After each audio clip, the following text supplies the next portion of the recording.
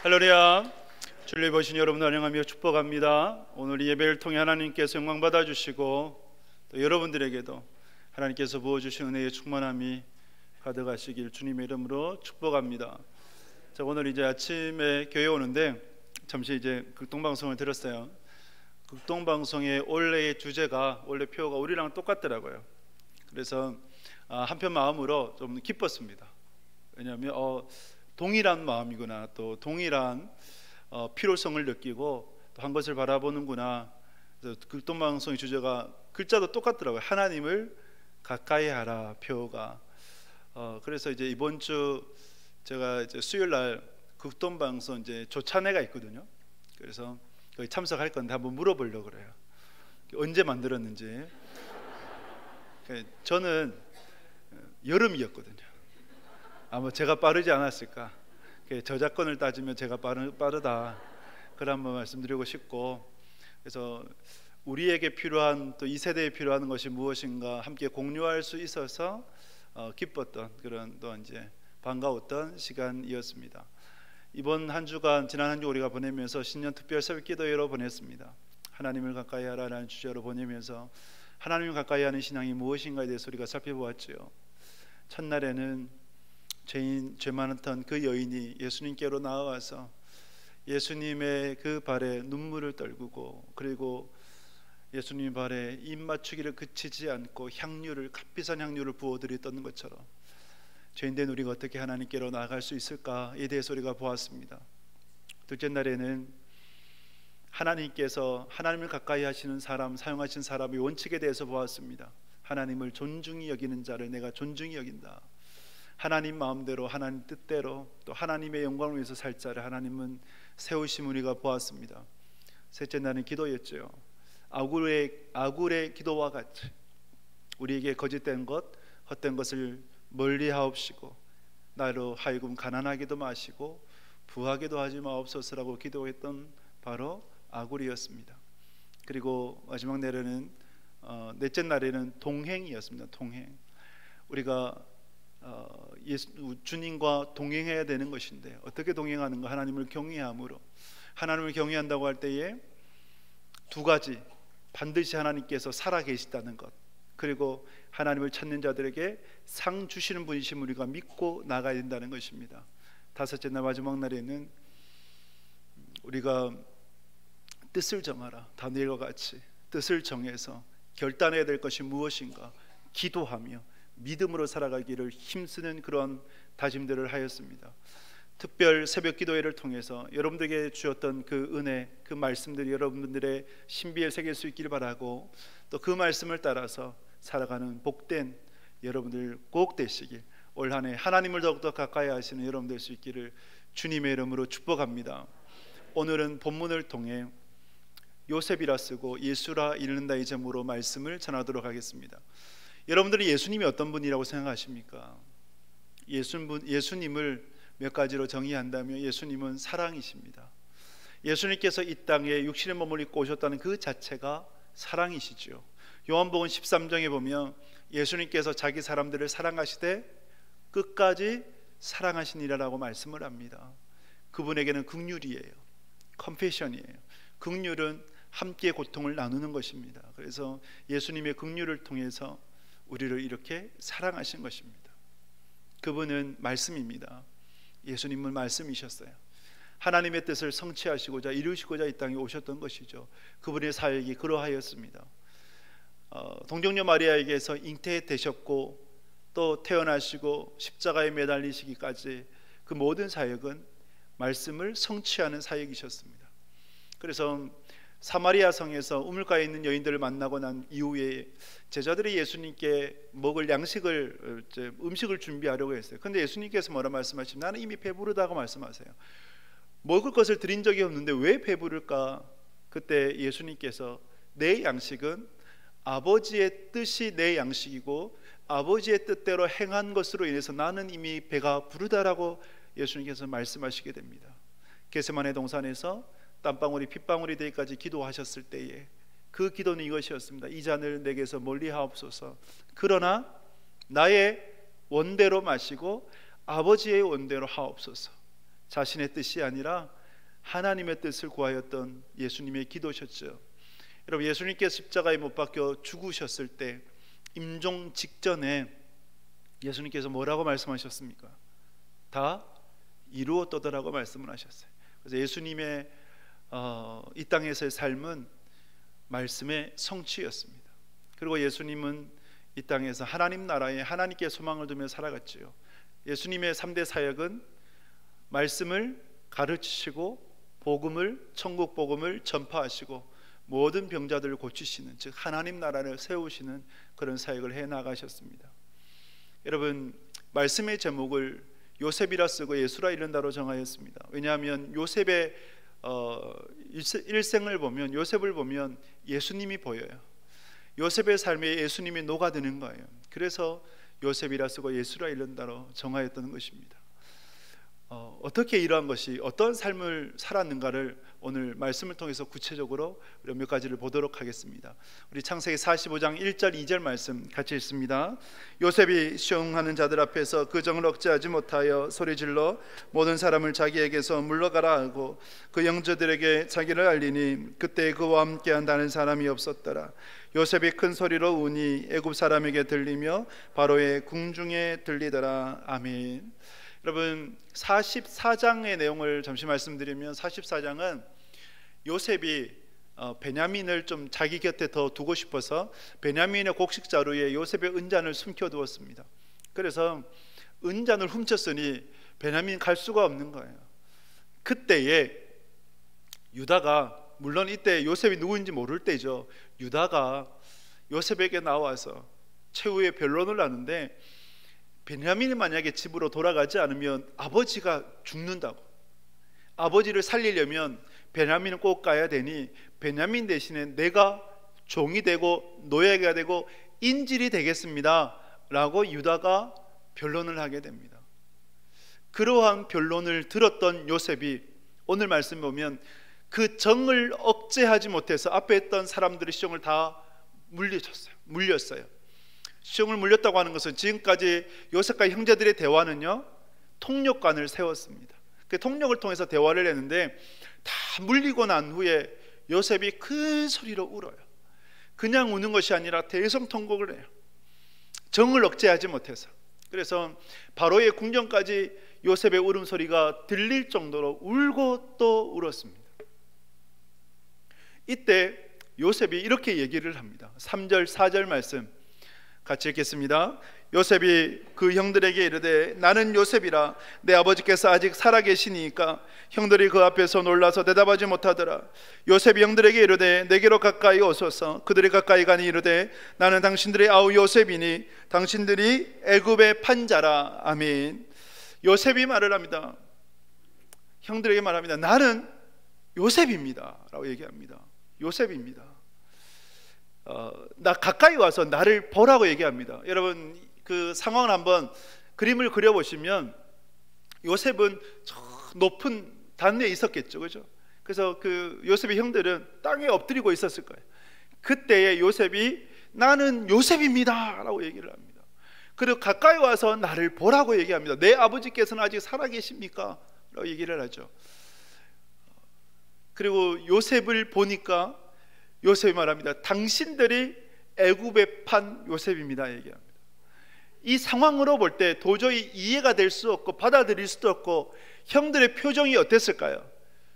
너무 놀라지 않았을까요? 기절초풍하지 않았겠습니까? 마치 전쟁이 선포된 것처럼 그렇게 되었을 거예요. 이것을 상상할 수도 없었던 그 일이 펼쳐진 거예요. 그러면서 나는 요셉입니다, 나는 당신들의 아우입니다 라고 요셉이 얘기를 하고, 또 요셉이 과거를 잊지 않았다는 거죠. 당신들이 애굽의 판자 바로 내가 그다라고 얘기를 합니다. 그래서 이 대화를 보게 되면 몇 가지 생략이 되어 있어요. 몇 가지 특징이 있는데 생략되어 있는 것이 있습니다. 뭐가 생략되어 있어요? 왜 어떻게 해서 이 요셉이 노예로 팔렸음에도 불구하고 애굽의 총리가 되었는가, 가장 높은 자가 되었는가라고 하는 그 과정은 생략되어 있습니다. 그러면서 나는 당신들의 아우입니다 라고 얘기를 하고 그리고 아버지를 향해서 이때까지는 당신들의 아버지에서 내 아버지로 바뀌어지고 내 아버지가 살아계십니까? 라고 하는 그러한 아버지에 대한 그리움을 그대로 드러내게 됩니다. 요셉의 눈물을 주목하게 돼요. 요셉이 눈물을 흘려요. 여러분, 사람의 눈물이 뭡니까? 완벽한 언어입니다. 눈물을 보면 그 사람의 마음을 읽을 수가 있어요. 느낄 수가 있어요. 알 수가 있어요. 특히 남자의 눈물은 어떨까요? 남자는 태어나서 뭐 3번만 울어야 된다 얘기하는데, 태어날 때 울고, 또 뭐 나라에 큰일이 있으면 울고, 부모님이 돌아가셨을 때 울고, 뭐 그렇게 얘기를 하는데, 남자의 눈물은 여러분 뜨겁습니다. 그래서 남자 요셉이 그렇게 하나님 앞에, 그렇게 이제 형들 앞에서 울었다라고 하는 것은 요셉이 형들을 향한 어떤 마음이었을까요?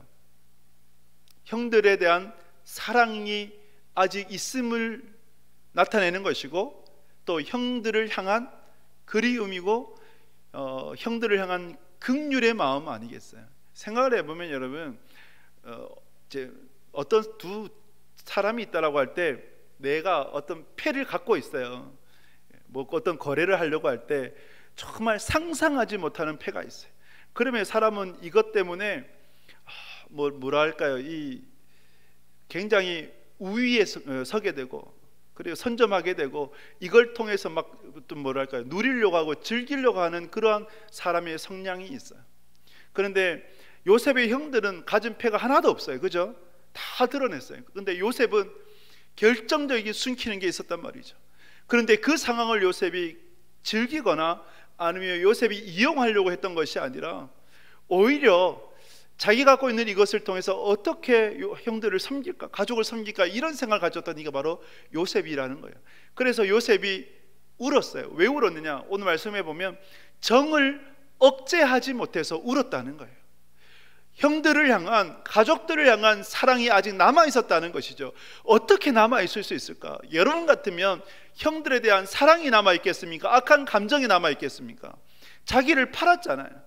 그냥 판 게 아니라 죽이려고 했다가 죽이는 것보다 오히려 돈 받고 파는 게 더 유익되지 않냐, 왜 우리 손에 피를 묻히냐 하면서 노예로 팔아버렸던 거예요.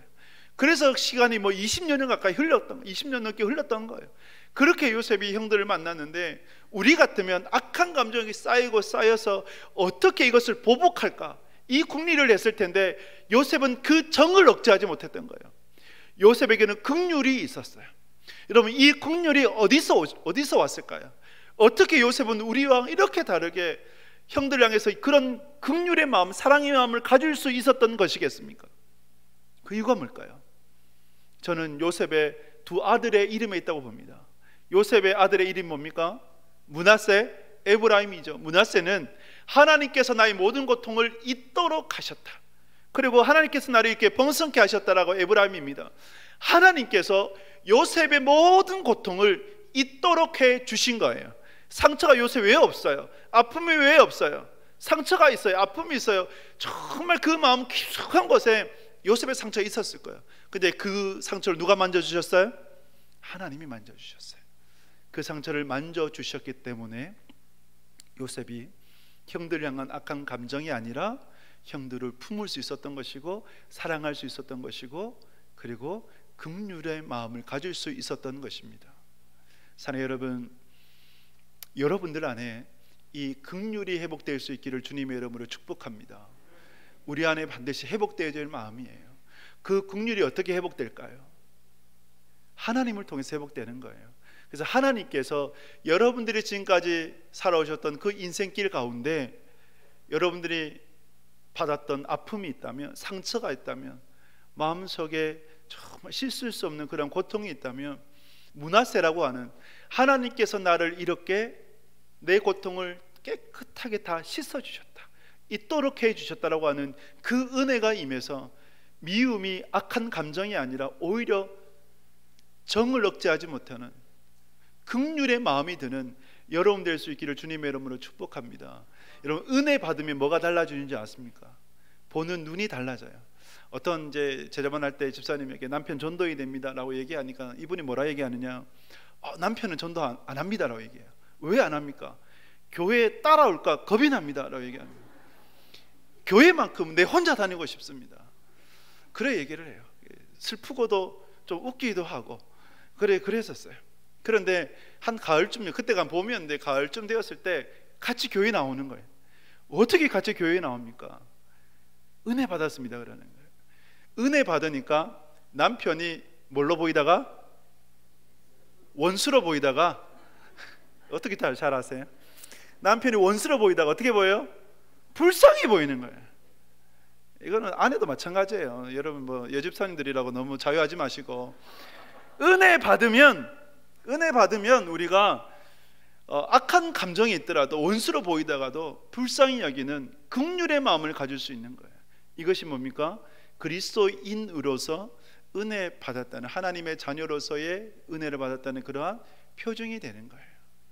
저는 여러분들이 오는 또 한 2주 후면 설이지 않습니까? 설에 사실 친인척들 가운데 만나고 싶은 일도 있고 좀 멀리하고 싶은 이들도 있을 수 있어요.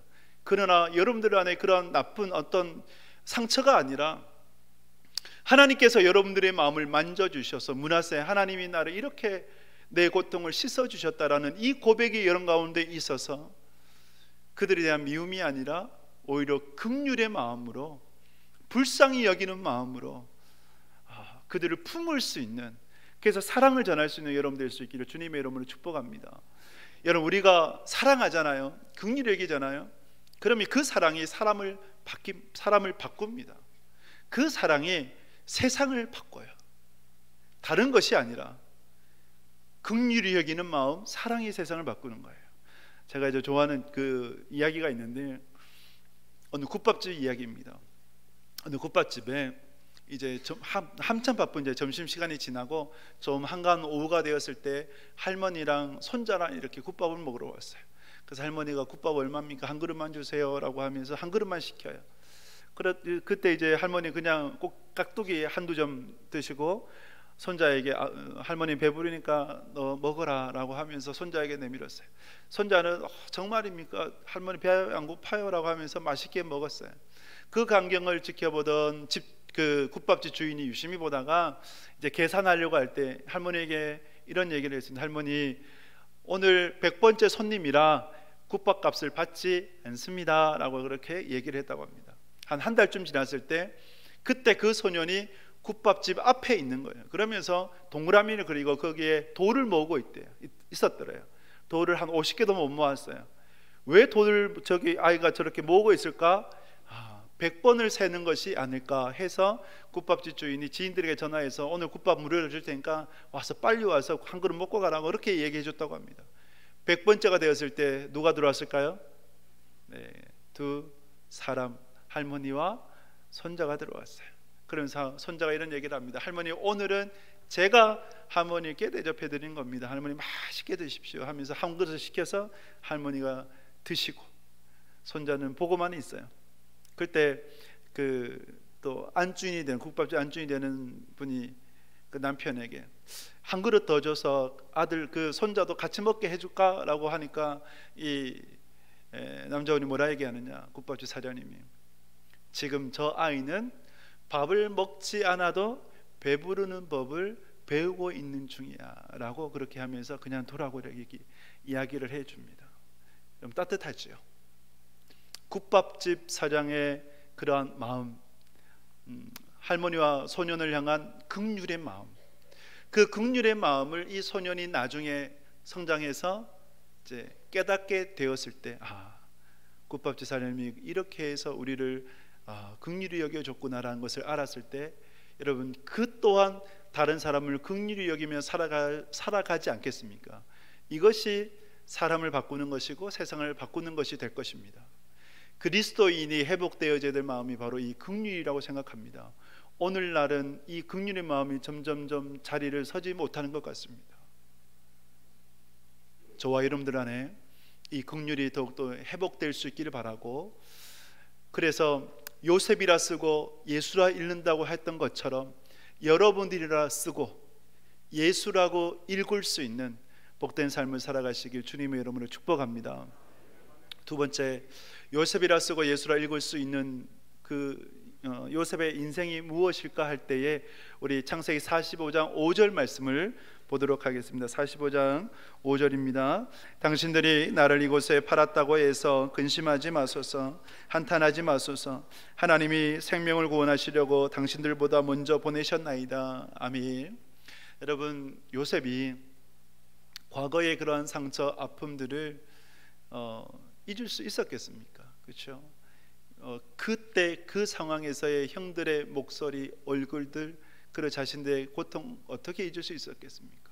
생생하게 기억했을 겁니다. 그러나 므낫세라는 고백처럼 하나님께서 모든 고통들을 잊게 해주신 거예요. 하나님께서 그 상처들 다 씻어주셨어요. 그러면서 형들을 용서해 주게 되는데, 오히려 오늘 말씀을 보면 용서를 넘어서서 형들을 위로하고 있음을 보게 됩니다. 말씀 보면 당신들이 나를 이곳에 팔았다고 해서 근심하지 말아라고, 한탄하지 말아라 얘기합니다. 왜 한탄하겠습니까? 우리가 왜 그렇게 그때 그랬을까? 왜 후회하는 짓을 했을까? 이 한탄하지 말라는 것이고, 근심하지 마라라고 합니다. 왜 근심하지 마라 그럴까요? 그 근심은 요셉이 보복하지 않을까, 복수하지 않을까, 자신들의 과거가 있으니까 우리도 그렇게 고통스럽게 만들지 않을까라고 하는 그 근심에 빠지지 말라는 겁니다. 왜냐하면 나는 당신들을 보복하지 않을 것이다, 하나님의 사랑, 하나님의 긍휼로 당신들을 용서해 줄 것이다 라고 하는 요셉의 뜻이 있었기 때문입니다. 더 나아가 24절에 보면 이렇게까지 얘기를 합니다. 45장 24절 같이 읽습니다. 이에 형들을 돌려보내며 그들에게 이르되 당신들은 길에서 다투지 말라 하였더라. 아멘. 여러분, 다시 당부해요. 형들에게 마치 요셉이 어른처럼 집으로 돌아가는 그 길에 노상에서 다투지 마라, 다투지 마라 얘기합니다. 왜 다툴까요? 보지 않아도 뻔하죠. 누가 잘못했냐, 누가 이것을 주도했느냐, 요셉을 팔았다고 했을 때 누가 더 큰 죄가 있느냐, 그리고 그 죄를 전가시켜서 그 한 사람, 두 사람에게 다 뒤집어 씌우고자 하는 인간의 악한 본성을 생각을 해서 다투지 마라 라고 얘기했던 거예요. 성경의 저자도 이 점에 대해서 유의하고 있음을 보게 됩니다. 여러분, 창세기 모세오경을 모세가 기록했지 않습니까? 근데 보면 요셉을 누가 팔았느냐, 여러분, 누가 요셉을 죽이자고 주동했는지 기록이 되어 있습니까? 없습니까? 이름이 없어요. 성경에 그 기록이 없어요. 오히려 요셉을 살리고자 했던 유다가 이제 팔았지 않습니까? 그리고 르우벤, 죽이지 말고 구덩이에 그냥 던져놓자, 그리고 요셉을 살려주려고 했던 르우벤, 이 유다와 르우벤은 부각시키고 있어도 분위기를 주동하고 분위기를 만들어갔던 그 사람에 대해서는 성경에 일체 언급이 없어요. 이처럼 요셉이 형들을 용서해 주게 됩니다. 형들에 대한 용서가 여러분 말뿐이진 않았어요. 말만 하지 않았어요. 용서는 뭐예요? 사랑은 뭡니까? 사랑은 행함으로 나타나는 거지 않습니까? 보여줘야 되는 것 아니겠어요? 그래서 요셉이 형들을, 가족들을 사랑했기 때문에 그 형들을 위해서 철저하게 준비한 것을 보게 됩니다. 사랑은 준비하는 거잖아요. 준비해요. 뭘 준비하느냐? 어떻게 해야겠다, 그림을 다 그려요. 그래서 요셉이 이렇게 얘기합니다. 지금 흉년이 2년이 들었고 다시 5년이 더 남았는데 5년 동안 밭도 갈지 못할 것이다, 씨도 못 부릴 것이다. 그러므로 그 가나안 땅에 살면 당신들은 죽습니다. 그러므로 속히 가서 아버지를 모시고 여기로 와라. 그냥 오지 말고 잠깐 다녀가는 것이 아니라 모든 소유물을 데리고 이민을 와라. 그러면 내가 당신들을 복량할 것이다, 내 아버지를 복량할 것이다. 그리고 당신들이 머물 땅은 고센 땅이다. 땅까지 다 정해두고 어디에서 살지를 다 생각했던 이가 바로 요셉이었습니다. 이렇게 요셉이 형들을 용서했고 형들을 사랑했고 형들을 긍휼히 여겼던 것입니다. 여러분, 어떻게 요셉이 형들을 용서해 줄 수 있었겠습니까? 어떻게 형들에게 이처럼 긍휼히 여겨 사랑을 베풀 수 있었겠습니까? 그 이유를 오늘 말씀 보면 7절에서 이렇게 말씀을 합니다. 우리 45장 7절 말씀 같이 읽습니다. 하나님이 큰 구원으로 당신들의 생명을 보존하고 당신들의 후손을 세상에 두시려고 나를 당신들보다 먼저 보내셨나니. 아멘. 이것이죠. 하나님께서 당신들보다 먼저 나를 보내셨다. 당신들이 당신은 나를 팔았지만, 그러나 그것은 하나님의 큰 그림, 하나님의 섭리와 경륜 가운데의 하나의 도구였고, 당신들은 나를 팔았지만 나를 보내신 분은 바로 여호와 하나님이시다. 당신들을 구원하고 이 세상을 구원하려고 하나님께서 나를 이렇게 세우신 것이다 라고 하는 것을 요셉은 잊지 않았다는 것입니다. 깨달았다는 것입니다. 즉 요셉이 형들을 용서해 줄 수 있었던 것, 그리고 형들에 대해서 긍휼을 베풀어 줄 수 있었던 것은 내 감정이 아니에요, 상황이 아니에요, 환경이 아닙니다. 하나님의 경륜과 섭리를 알았기 때문이라는 것이고, 내가 왜 이 세상에 존재하는가, 존재의 이유에 대해서, 내가 왜 총리가 되었는가, 사명에 대해서 분명히 알았다는 것입니다. 여러분들 안에도 여러분들을 향한 하나님의 경륜과 섭리를 깨닫는 여러분 될 수 있기를 주님의 이름으로 축복합니다.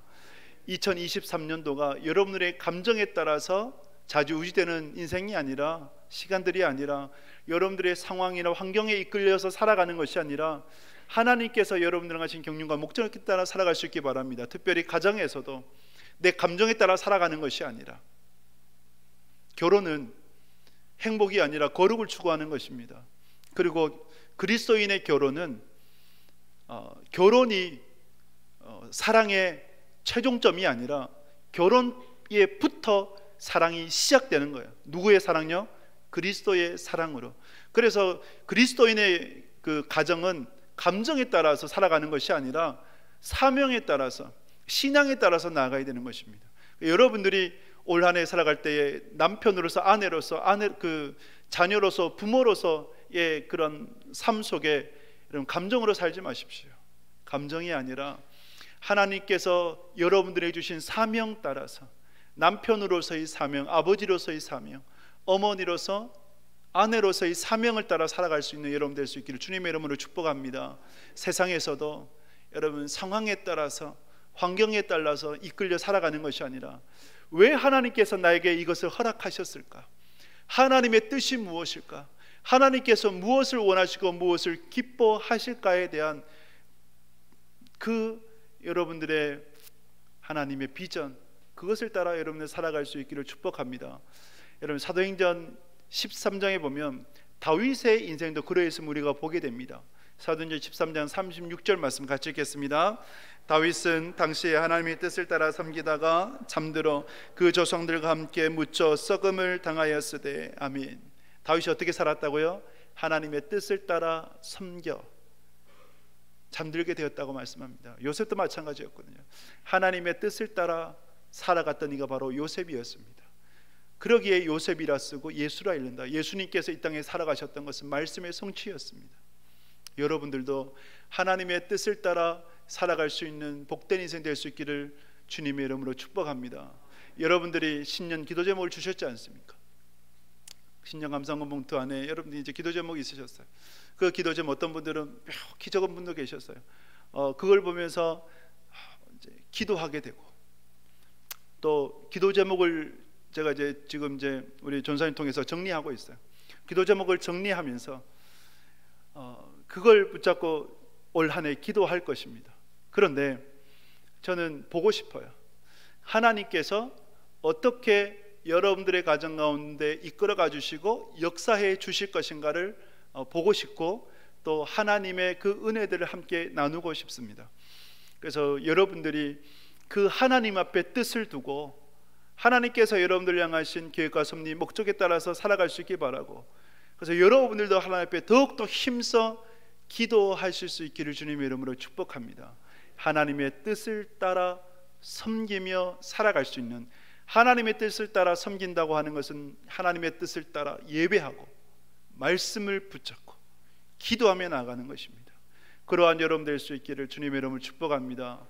마지막으로 왜 요셉이라 쓰고 예수라 읽느냐 하면, 여러분 창세기 46장에 보면 33절 34절 말씀 같이 했습니다.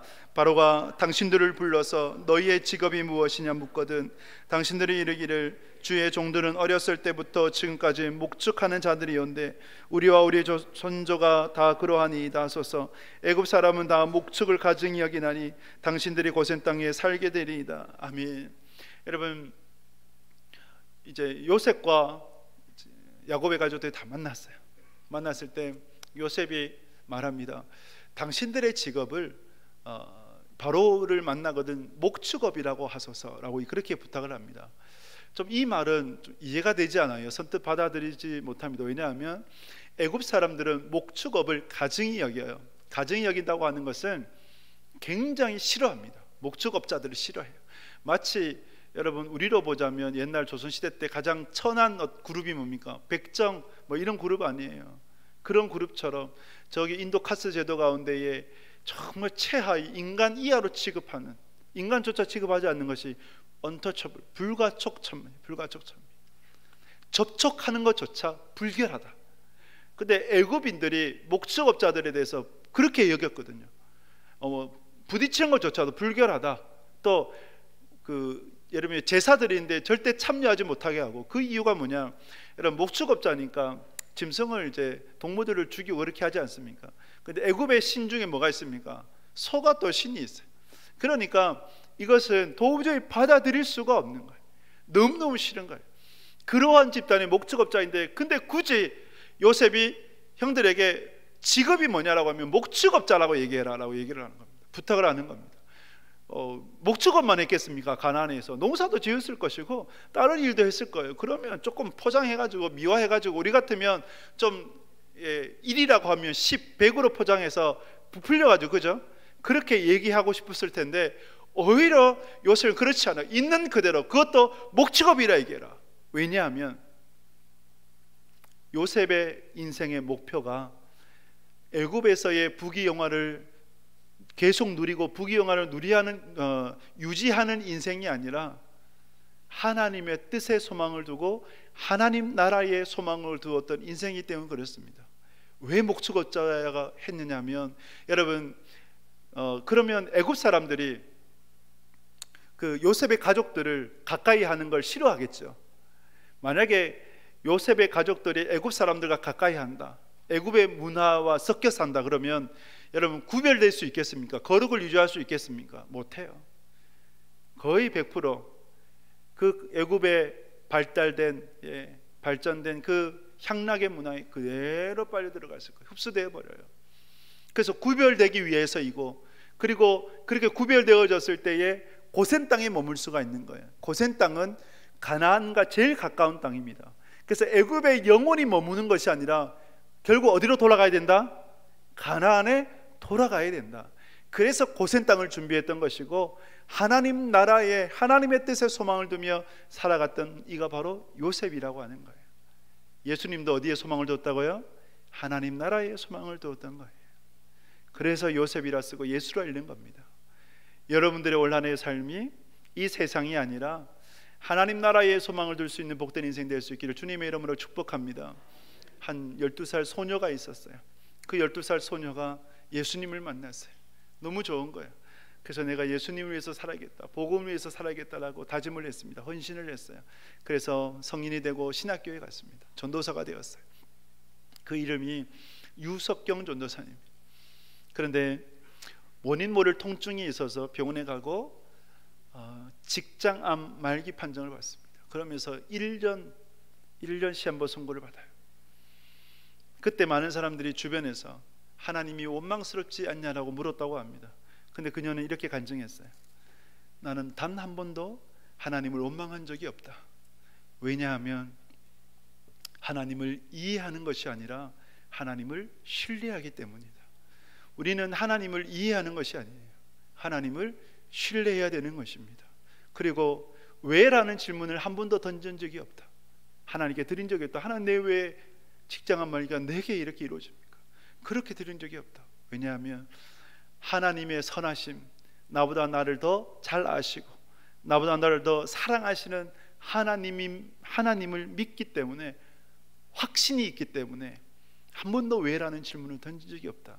누군가 나에게 기도 제목을 부탁한다면 그 기도 제목은 한 번이라도 설교할 수 있었으면 좋겠고, 한 번이라도 한 사람에게라도 복음을 전할 수 있었으면 좋겠다, 그 기도 제목입니다라고 그렇게 간증을 했었어요. 그래서 이 유석경 전도사님이 이제 1년 시한부 선교 받았는데 2년 3년 동안 살았다고 합니다.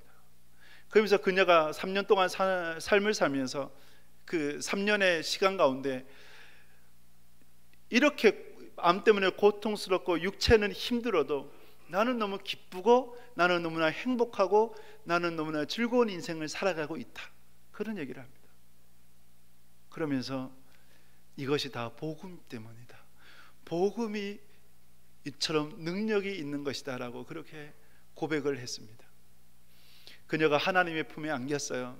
하나님 품에 안긴 후에 그녀를 보았던 사람들이 복음이 저렇게 사람을 변화시킬 수 있는 거구나, 그리스도인이라면 저렇게 살아야 되는구나 라는 것을 가르쳐주고 하나님께로 안겼다고 합니다. 하나님에 대해서 우리가 이해하는 것이 아니라 신뢰해야 될 줄 믿습니다. 하나님을 향해서 확신을 갖고 살아가야 될 줄 믿습니다. 복음 안에서 복음의 능력으로 살아가는 여러분 될 수 있기를 주님의 이름으로 축복합니다. 말씀을 했습니다. 오늘 말씀의 제목이 요셉이라 쓰고 예수라 읽는다입니다. 우리는 요셉이라 써야 됩니다. 그리고 예수라고 읽어야 됩니다. 이처럼 여러분들의 인생이 여러분들이라는 이름을 쓰고 예수라고 읽혀지는 작은 예수로 살아갈 수 있는 여러분 되시길 주님의 이름으로 축복합니다. 예수님처럼 긍휼의 마음이 있기를 바라요. 세상을 향한 사랑으로 긍휼로 품을 수 있기를 바랍니다. 누구부터 품어야 될까요? 내 옆에 있는 사람부터, 내 가까이 있는 사람부터 여러분들이 품을 수 있기를 축복합니다. 그리고 하나님의 뜻을 따라 섬길 수 있는 여러분 될 수 있기를 바라고, 예수님이 하나님 나라에 소망을 두었던 것처럼 하나님 나라에 소망을 두며 살아가는 복된 인생이 되셔서 여러분들이라 이름 쓰고 예수라고 읽혀지는 작은 예수로 살아가는 하나님의 사람 되실 수 있기를 주님의 이름으로 축복합니다.